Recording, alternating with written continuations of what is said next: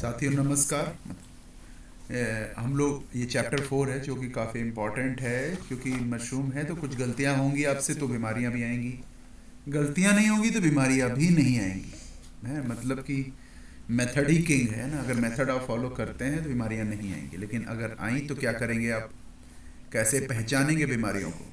ठीक है, तो आइए देखते हैं इस चैप्टर नंबर 4 में कि सिटाके मशरूम में क्या बीमारियां आने की संभावनाएं होती हैं। और जैसे आपका बटन मशरूम में माइंडसेट रेडी है, वैसे ही सिटाके में भी रेडी होना जरूरी है। एक जो ग्रीन मोल्ड आपके बटन मशरूम में आता है ना, वही वाला ये ग्रीन मोल्ड है। और लेकिन ये आता है, देखिए ये पूरा कैसे कड़ा सा हो जाता है, इसका ब्लॉक है ना। 2 महीने 3 महीने में कड़ा सा हो जाता है, पानी मिलता रहता है, लेकिन देखिए कैसे ये ग्रीन मोल्ड आया हुआ है। ठीक है, तो इसको ग्रीन मोल्ड बोलते हैं। और इसका मेन है कि कंटामिनेशन सबसे बड़ा मेन है। और अगर आपने शुरू में अपनी जो कंपोस्ट बनाई हुई है ना, वो सॉडस्ट से, उसको अच्छे से स्टरलाइज नहीं किया, मतलब आपने वही गर्म पानी से और दूसरे जुगाड़ तरीक़ों से काम किया और प्रॉपर उसको ऑटोक्लेव 121 डिग्री तक नहीं किया, और है ना, या फिर बॉइलिंग मेथड से भी अच्छे से नहीं किया, आपने शॉर्टकट मारा, तो हो सकता है आपके सॉडस्ट की वजह से और उसमें जो कंटामिनेशन हो, या फिर बाद में मक्खियाँ आपके ग्रो रूम में जा रही हैं, डस्ट जा रही है, उस कारण से ये आ सकता है। ये ट्राइकोडर्मा की वैरायटी है, तो डस्ट इसका प्रथम सोर्स है ना। और सफ़ेद सफ़ेद पहले आएगा, फिर हरा हो जाएगा, तो यानी कि जब आएगा तो आप जान भी नहीं पाएंगे, क्योंकि आपका भी माइसिलियम सफ़ेद रहेगा और इसका भी माइसिलियम सफ़ेद रहता है। ठीक है, तो आपको पता नहीं चलेगा। और हरे रंग के बीजाणु, और ये फैलते भी हैं, स्पोर्स निकलते हैं इसमें से। बीमारी कोई भी होगी वो अपने आप फैलेगी भी। तो सबसे यह है कि इसको अलग कर दीजिए। और दूसरा ये कि सबसे पहले अलग कर दीजिए, और तुरंत जहाँ जहाँ पे है, मतलब जहाँ जहाँ पे प्रॉब्लम है, वहीं वहीं पे आप नमकीन पानी डाल सकते हैं, कट करके निकाल दीजिए उसको, उतने हिस्से को, है ना, शार्प चाकू से। या फिर आप चूना पानी में घोल लीजिए और चूने का पानी वहाँ डालेंगे, या ब्लीचिंग पाउडर का पानी डालेंगे। ठीक है, तो वो रुक जाएगा, ख़त्म हो जाएगा। और क्या कहते हैं, पूरी तरह से जहाँ जहाँ भी है वहाँ पे आसपास आप प्रोटेक्टिव मेडिसिन जो आगे हम बताने वाले हैं वो डाल सकते हैं। लेकिन ज़्यादा ये जान लीजिए, सिटाके मशरूम में प्रिवेंशन ही है, तो बहुत बढ़िया से आप ग्रो रूम रखें। और अभी हम ग्रो रूम बनाना इसका सिखाएंगे, तो हम इसमें छोटा ग्रो रूम बनाना, छोटा ट्रायल करना भी इसमें संभव है। जैसे बटन मशरूम में आपको 500 किलो हम करने को बोलते हैं, वो भी छोटा होता है, लेकिन वो शुरू में बड़ा लगता है जब हम करते हैं ना। लेकिन मान लो हम ऑलरेडी किसी जॉब या कैरियर में हम छोटा सा सिटाके मशरूम का ट्रायल करना चाहते हैं, तो इसमें बिल्कुल संभव है। आप 2-4 किलो से भी कर सकते हैं, 1,500 रुपये के अंदर आपका सब ट्रायल हो जाएगा। ठीक है, तो ये प्रभावित क्षेत्र जो है उसमें आप इसको जो जहाँ भी काम कर रहे हैं उसको पूरी तरह सैनिटाइज करेंगे जहाँ पे आएगा। एक दूसरी बीमारी है, मेरा लक्ष्य इस वीडियो में आपको बीमारियों से परिचित कराना है, कि आपके अंदर जो प्रश्न उभर रहे हैं आप उसको कमेंट में करिए, है ना। और बिलीव करिए, आगे आने वाले वीडियो में हमने पूरी तैयारी कर रखी है आपके लिए, जिसमें सभी प्रश्नों के उत्तर ऑलरेडी हैं। कम पैसे में कैसे करें, क्या करें, तब कुछ कैसे शुरू होगा, बीज कैसे मिलेगा, कितना प्रॉफिट होगा, बेच पाएंगे कि नहीं, जल्दी ख़राब हो जाएगा, उगेगा कि नहीं, ऐसे तमाम प्रश्न आपके अंदर होंगे, तो वो सब का उत्तर है। उसके बाद अगला आता है, ये एक मोल्ड और है जो ब्राउनी और रेडिश होता है। देखिए धब्बे धब्बे ब्राउन ब्राउन मार दिया है उसके ऊपर, तो ये एक तरह का क्या कहते हैं, तो ज़्यादा गीलापन अगर आपका रह जाएगा, जैसे कि 60% रहना चाहिए बताया गया था, आप किसी ने पानी ज़्यादा डाल दिया, अच्छे से वाटर नहीं निकाला, ज़्यादा गीलापन आ गया, हाई ह्यूमिडिटी कर दिया, खूब ज़्यादा हाई टेम्परेचर हो गया, मतलब 20 डिग्री का उसमें ग्रोइंग का टेम्परेचर होता है ना। और माइसिलियम का 23 से 27 के बीच होता है, आपका टेम्परेचर 32-35 ज़्यादा हाई रेंज में चला गया, और प्लस हाई ह्यूमिडिटी भी हो गई, और कंटामिनेशन, तीनों चीज़ एक साथ हो गई, तो ये आ सकता है। आप देख सकते हैं कैसे ये मशरूम के ऊपर भी ब्लॉच कर देता है, दाग डाल देता है। ठीक है, तो इसको क्या है कि ये अपने आप फैलता भी है, और आपको भी सांस लेने में दिक्कत हो सकती है अगर इसके बीजाणु आपके, मतलब ये जो रोग लगा है उसके बीजाणु की मैं बात कर रहा हूँ। तो इसलिए मास्क पहन के आपको अंदर जाना चाहिए सिटाके वाले में, क्योंकि ये अपने सतह से ना अपने बीजाणु हवा में छोड़ते ही रहते हैं, ताकि मेरी और प्रजनन हो और फैले। तो ये इसको स्पोर्ट्स बोलते हैं, जो लोग बायोटेक्नोलॉजी से पढ़ते हैं वो जानते हैं स्पोर्ट्स क्या होता है। ठीक है, तो आपको क्या करना है, फिर वही स्टरलाइज करना है, लेकिन स्टरलाइज और बाकी सब चीज़ें करेक्ट भी करनी है। मतलब जैसे कि टेम्परेचर गलत हो गया उसको सही करिए, ह्यूमिडिटी गलत हो गया उसको सही कीजिए, लेकिन साथ साथ स्टरलाइजेशन भी बहुत ज़रूरी है शुरू से ही। अगर आप स्टरलाइजेशन नहीं करेंगे बाद में आ जाएगा, तो चलिए उसको कोशिश की जा सकती है सुधारने के लिए, लेकिन और कोई इसका इलाज नहीं है ना। और इसको बस अलग करने के अलावा, फेंकने के अलावा अभी कोई इलाज नहीं है। ठीक है, और ठीक है आगे चलते हैं। एक ब्लू मोल्ड डालता है, थोड़ा देखिए ये पिन हेड आ रहे हैं, बटन ये इसके सिटाके के अपने पिन हेड्स आ रहे हैं, उसके देखिए बगल में ये अपना आया हुआ है ना, थोड़ा ब्लूइश होता है। तो इसको आप कोई भी अम्लीय चीज़ में ये होता है, मतलब ये जब होगा तो pH 6.5 6 कर देता है थोड़ा। तो अगर इसके ऊपर आप कोई भी ये लाइम वाटर मतलब एसिडिक चीज़ डालेंगे, नहीं हाई pH की चीज़ डालेंगे, तो ये उसका ये अम्ली नेचर को ख़राब कर, मतलब ये बिगाड़ देगा, न्यूट्रलाइज कर देगा। अब देखिए एसिडिक सब्सट्रेट इसको पसंद है, अगर आपका pH डाउन हो जाता है, और इसीलिए ये इसमें आता भी, आपने देखा था ना कि उसमें हम लोग pH जो है 6.5 से 7 का रखते हैं, तो यानी कि और वही pH की कंपोस्ट इसको भी पसंद है। यानी हमारे सिटाके मशरूम को भी एसिडिक सब्सट्रेट पसंद है और एसिडिक कंपोस्ट पसंद है, और साथ साथ हमारे इस बीमारी जो कोई ब्लू मोल्ड, ये भी एक फंगस है, इसको भी यही पसंद है, इसीलिए इस पर ये आ जाता है। ठीक है, तो इसका सोल्यूशन है ये बेकिंग पाउडर जो आता है अमोनियम बाइकार्बोनेट, इसको घोल के स्प्रे करते हैं। ठीक है, जहाँ जहाँ भी बीमारी आई है तो ये उसको भी उसका विरोधी है ये पाउडर, और ये वहाँ पे एसिडिटी चेंज हो जाती है और इस वजह से ये ख़त्म हो जाता है। तो और चूने का पानी भी आप यूज कर सकते हैं स्टॉप करने के लिए इसको इमीडिएटली।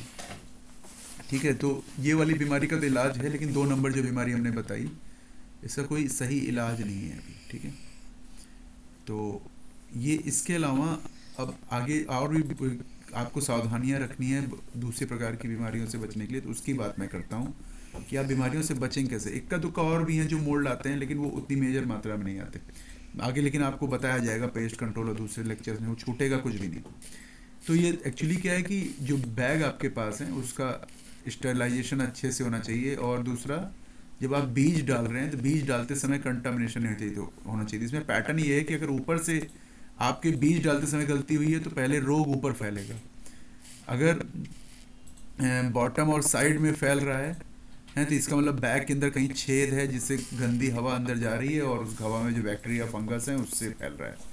एक है कि पूरे बैग में फैला हुआ है, इसका मतलब आपने शुरू में जो कंपोस्ट बनाई थी उस समय आपने सही स्टरलाइजेशन नहीं किया था। ये स्लाइड इतनी इंपॉर्टेंट है ये पता करने के लिए कि आपके किस स्टेप पे गलत है, बीज डालते समय गलती हुई है, कंपोस्ट बनाते समय गलती हुई है, या फिर आपके ग्रो रूम में प्रॉब्लम है। 3 कैटेगरी की प्रॉब्लम है, तो ये 3 सब लाइनें बहुत कीमती हैं। ठीक है, और ये फोटो देखने से पता चल जाएगा, मतलब आप बैग की फोटो देख के बता सकते हैं कि किसान ने किस दिशा में गलती की है। ठीक है, अगला चलते हैं। तो कैसे, वही ब्लीचिंग पाउडर मैंने बताया था, और बेविस्टीन का भी आप यूज कर सकते हैं कुछ फंगस के लिए, और पोटेशियम परमैंगनेट जैसे हम लोग बटन मशरूम में भी यूज करते हैं ना, मशरूम को के ग्रो रूम को स्टरलाइज करने के लिए, वैसे ही इसको भी पोटेशियम परमैंगनेट से अपने ग्रो रूम को आपको स्टरलाइज करना चाहिए, घुसने के पहले, बाद में भी, और है ना अपने जो अंदर जा रहे हैं पैर में भी एक पानी डालते हैं, उसमें पोटेशियम परमैंगनेट का एक ढक्कन, आधा ढक्कन डाल देते हैं, पैर में डुबा के तब अंदर लैब में जाते हैं, ग्रो रूम की जो आपने लैब बनाई है।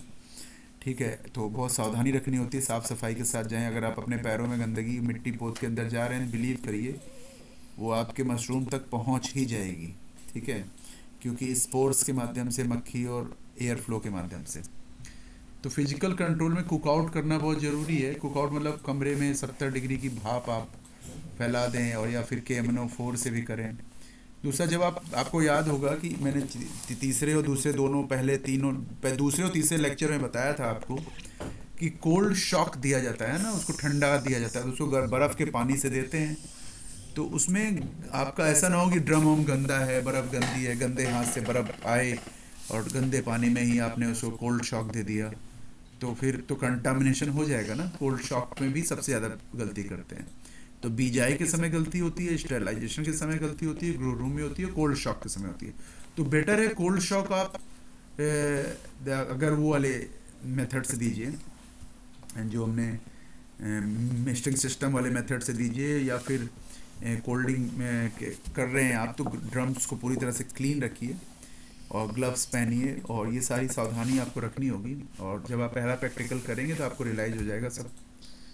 तो प्रिवेंशन ही आपकी मेनली दवा है। बाकी जो ये जो पॉइंट आपको बोल्ड में नीचे दिख रहा है, 121 सेंटीग्रेड 121 सेंटीग्रेड 2 घंटे तक तापमान में अगर ये रह ले तो स्टरलाइज होती है। आपको याद होगा बटन मशरूम की खेती में हम लोग कंपोस्ट को 60 डिग्री से 70-75 डिग्री तक 8 घंटे तक रहने के लिए ही वो 15 दिन खेत वो कंपोस्ट बनाते हैं, है ना, पाइप मेथड में। तो वहाँ पे 60 से 70 डिग्री के अंदर ऐसे सभी कीटाणु और या फंगस मर जाते हैं जो कि हमें हमारी हमारी बटन मशरूम की क्रॉप को नुकसान पहुंचा सकते हैं। लेकिन उसके बाद भी कुछ चीज़ें जीवित रह जाती हैं, है ना। और चूंकि हमें उसे जलाना नहीं होता कार्बन नाइट्रोजन के लिए, हम लोग फार्मलिन का इस्तेमाल करते हैं। लेकिन यहाँ पे क्या होता है, हम सब कुछ टेम्परेचर और दबाव से ही ख़त्म करते हैं। तो 21 से 20 psi का प्रेशर होता है ऑटोक्लेव में, और 121 डिग्री। आप प्रेशर कुकर में भी छोटा ट्रायल कर सकते हैं। अगर आप लकी हैं तो आपका शिटाके मशरूम आ जाएगा। लकी इसलिए क्योंकि प्रेशर कुकर में इतना टेम्परेचर नहीं बन पाता, 101 डिग्री 121 सेंटीग्रेड, और psi टेम्परेचर भी उतना नहीं बन पाता। लेकिन हाँ, 99% सारी चीज़ अगर साफ़ सुथरे घर में इन्वायरमेंट है तो ऐसा नहीं है कि वहाँ पे शिटाके मशरूम नहीं उगेगा, उग सकता है। लेकिन हो सकता है कंटामिनेशन, बीमारी आ जाए, बस ये हो सकता है कि 20 मशरूम उगे और 2 4 5 में बीमारियाँ लग जाएँ। लेकिन वही चीज़ से हमें बचना है, या फिर हमारे बैगों में एकदम 100% एक्यूरेसी के साथ हमको व्यापार चलाना है, हमारा एक भी बैग ख़राब ना हो, तो ऐसा करना है तो हमें ऑटोक्लेव एक आता है 4-5 हज़ार 10 हज़ार का, वो लेना चाहिए। एक बड़ा प्रोजेक्ट है तो 40-50 हज़ार का आता है, ठीक है। तो और ऑटोक्लेविंग ना करें तो ऐसा भी एक मेथड है, बिना ऑटोक्लेव के भी स्टरलाइज करने की कुछ मेथड है जो आपको आगे के लेक्चर में पता चलेंगे, हैं, जिसमें कि ये भाप और दूसरी चीज़ों से किया जाता है, बॉयलर आदि से, वो आपको हम दिखाएंगे। तो प्रिवेंशन ही सबसे बड़ी चीज़ है। ये हमने आपको फिर से एक टेबल दे दी है आपके प्रिंट आउट निकालने के लिए।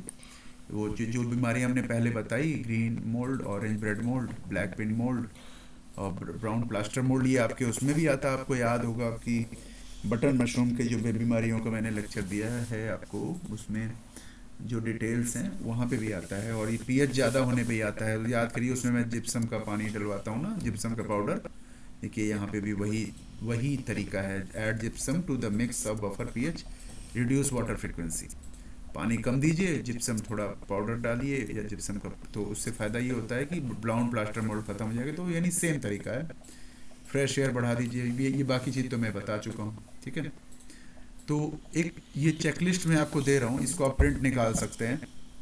और यही प्रिंट निकालने की वजह से ही मैंने इसमें अपना वीडियो, अपना चेहरा नहीं दिया है इसमें, और इस वीडियो को मैं बिना खुद की प्रेजेंस के रिकॉर्ड कर रहा हूँ ताकि आप प्रिंट निकाल पाएँ। देखिए एंट्री प्रोटोकॉल आपका फॉलो हो रहा है कि नहीं है। फार्म पे एंट्री प्रोटोकॉल, इस तरह का प्रोटोकॉल आप अपने बटन मशरूम फार्म के लिए या ओयस्टर मशरूम फार्म के लिए भी बना सकते हैं, जैसा इसे टैके के लिए हमने दिया है आपको। फुटवियर मतलब आपका है पोटेशियम परमैंगनेट में डुबाना जरूरी है। जैसे इसमें चिपकू मैंने बताया कंपलसरी, यहाँ भी चिपकू वगैरह जरूरी है, यहाँ भी इंसेक्ट नेट जरूरी है, यहाँ भी वो सब सुविधाएँ जरूरी हैं जो मैंने बटन में बताई हैं, है ना। और बाकी हाथों के लिए ग्लव्स, प्रोटेक्टिव गियर आप यूज कर रहे हैं। और इनमें से कुछ चीज़ें आपको शायद इस वीडियो के नीचे अटैच भी मिल जाएंगी, जो चीज़ ना मिले आपको आपके बाज़ार में, तो खोजने की बहुत ज़रूरत नहीं, हमने खोज के इकट्ठा करके यहाँ पे लगा दिया है। और जो अति आवश्यक है वही हम बोलते हैं, क्योंकि हमें पता होता है कि मशरूम का व्यवसाय कम पैसों में लोग खड़ा करना चाहते हैं, है ना। एयर लॉक कैसे करेंगे आप आउटडोर की क्लोज्ड एयर, है ना, डोर खोलने के पहले, वही डबल डोर एंट्री की यहाँ बात हो रही है, ठीक है। तो डबल डोर एंट्री होने से क्या होता है कि मक्खियाँ और अंदर की जो बाहर की गंदी एयर, अगर अनहाइजेनिक एयर अंदर जा रही है तो उस पर भी कंट्रोल करना है हमको। तो एयर लॉकिंग मैकेनिज्म पे एक डेडिकेटेड वीडियो हमारा आएगा जो आप देखिएगा, है ना।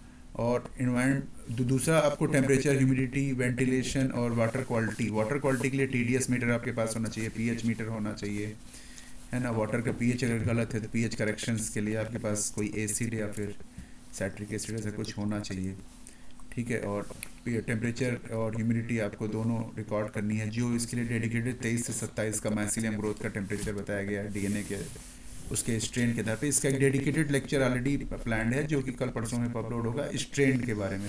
उसमें आपको और पता चलेगा कि कितना टेम्परेचर क्या रखना है, कौन सी वैरायटी सिटाके मशरूम की बोनी है, मैं किस स्टेट में रहता हूँ, तो मुझे कौन सी वैरायटी सूट करेगी। ठीक है, तो 22 से 25 और 14 से 18 का जो टेम्परेचर है प्रोडक्शन का, ये एक अलग स्ट्रेन का है, सब अलग अलग स्ट्रेन का है।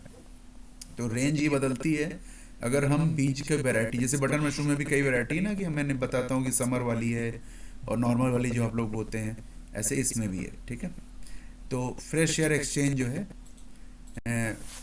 तो वो जो फ़ैन है वो बिना किसी रुकावट के चलना चाहिए और सफाई के साथ, वहाँ पे हेपा फिल्टर जरूर लगा हो। तो ये सब चीज़ें आपको details, HEPA filter, protective gears, gloves, ये सब आपको प्रोडक्ट में अटैच मिल जाएंगे और आपको जब आवश्यकता हो तो आप प्राप्त कर पाएंगे। इसके बाद आगे चलते हैं इन्वायरमेंटल में। तीसरा है सबस्ट्रेट ब्लॉक्स की जांच करना, जो चेक लिस्ट में पहला, दूसरा, तीसरी जो सबसे इम्पोर्टेंट चीज़ है वो है कि कैसे सर्च करें। देखिए, कोई रंगीन ग्रीन, ऑरेंज, ब्लैक कोई दाग तो नहीं है। दूसरा ये कि अगर है तो उसको तुरंत क्वारंटाइन जोन में कर दीजिए। क्वारंटाइन जोन बनाया जाता है जहाँ पे उसको अलग करके उसको जला दिया जाता है या फिर ख़त्म कर दिया जाता है। हर फार्म पे बनाया जाता है सिटाके मशरूम के, ताकि जो बीमारी का, कुछ बीमारियों का इलाज नहीं है तो उसको ख़त्म ही करना होता है। ब्राउनिंग प्रोग्रेस कैसी हो रही है कि अगर आपका बढ़िया से मशरूम का माइसिलियम फैल गया है और फैलने के बाद वो ब्राउन होने के फेज़ आता है, जिसको ब्राउनिंग फेज बोलते हैं। उस दिन मैंने बताया था ना आपको कि इसका माइसिलियम हम ये कोल्ड शॉक देते हैं। कोल्ड शॉक के पहले हम चेक करते हैं कि हमारे मशरूम में कि माइसिलियम 70-80% ब्राउन पड़ गए हैं क्या, है ना। तो इसमें ब्राउनिंग फेज उसको बोलते हैं। देखिए यहाँ ब्राउनिंग प्रोग्रेस आपको लिखी हुई है कि तो प्लास्टिक के बैग के अंदर सूखापन होना चाहिए। आप देखिए यहाँ पे, आप देख रहे हैं जो पहली इमेज मैंने दी है, देखिए यहाँ पे सूखापन कितना है। बैग को देखिए कितना सूखा सूखा सा पत्थर जैसा लग रहा है। ज़्यादा पानी ऊपर नहीं बचा रहता, अंदर रहता है मॉइस्चर। आप तोड़ेंगे फोड़ेंगे इस बैग को तो आपको दिखेगा, लेकिन ऊपर लगेगा कि लकड़ी हो गया है, पत्थर जैसा हो गया। ठीक है, तो ये ब्राउनिंग फेज के प्रोग्रेस बारे में। और स्टम्प रिमूवल है, कोई भी पुराना मशरूम जो है उसको कट करके वहाँ से हटा दिया जाता है। एक मशरूम आपने तोड़ लिया, उसकी डंठल वहाँ पे है, तो उसको एक साफ चाकू से, स्टरलाइज्ड चाकू से निकाल दीजिए। स्टरलाइज्ड चाकू कैसी होती है, लैब में आपको एक स्प्रिट लैम्प से आप चाकू को स्टरलाइज्ड कर लें, गंदी ना हो वो, और उसी से कट के सबका निकाल दीजिए। और अगर आपको लगता है बैगों में रोग लगा है तो एक बैग में दूसरी चाकू इस्तेमाल ना करें, वो सब छुआछूत का ध्यान रखिए, है ना। और उसके बाद आते हैं, लास्ट चीज़ है कि अगर बीमारी आ ही गई तो फार्म में रेड प्रोटोकॉल, मतलब अलर्ट, जैसे हमारे यहाँ कोरोना आता है तो हम अलर्ट हो जाते हैं ना, है ना।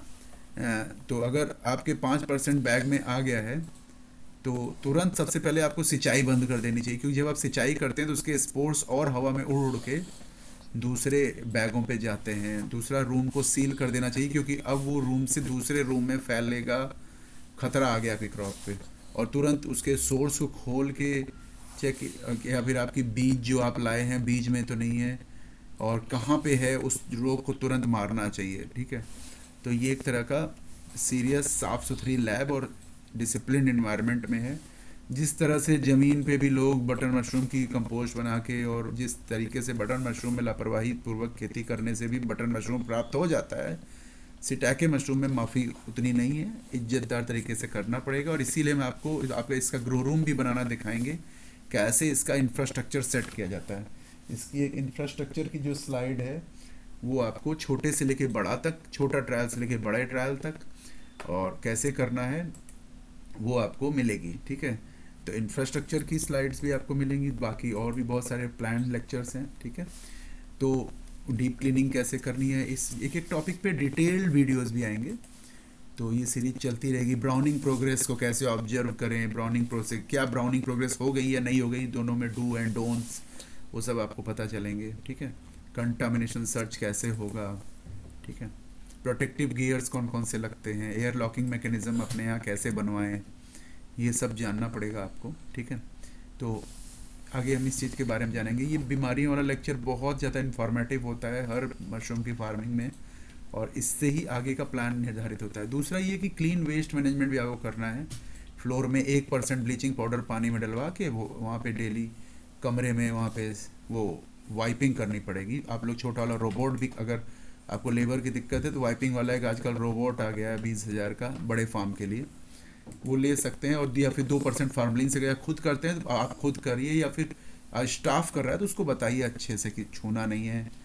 पता लगा गए अंदर बीड़ी पी रहे हैं, ऐसा स्टाफ हमको नहीं चाहिए, है ना।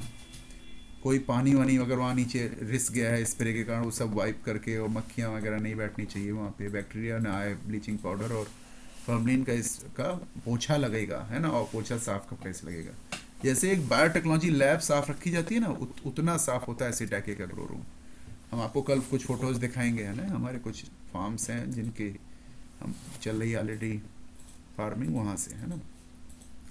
और पुराने स्टम्प्स आप काटते हैं, जब जैसे मशरूम निकाली उसी कटिंग पुरानी निकली मशरूम उसको भी बाहर फेंकना है, फार्म के आसपास नहीं फेंकना। अगर उसमें कोई बीमारी लगी है तो वो भी दूर फेंकना है। और येलो स्टिकी जो ट्रैप लगाते हैं ना, चिपकू, जिसको मैं चिपकू बोलता हूँ, वो लगाने। देखिए यहाँ चारों बातें लिखी हैं। मेरी टीम से मैं रिक्वेस्ट करूँगा कि इसको हिंदी में भी यहाँ उपलब्ध करा देंगे, और इसकी लिंक आपके नीचे रहेगी, आप उसमें देख सकते हैं।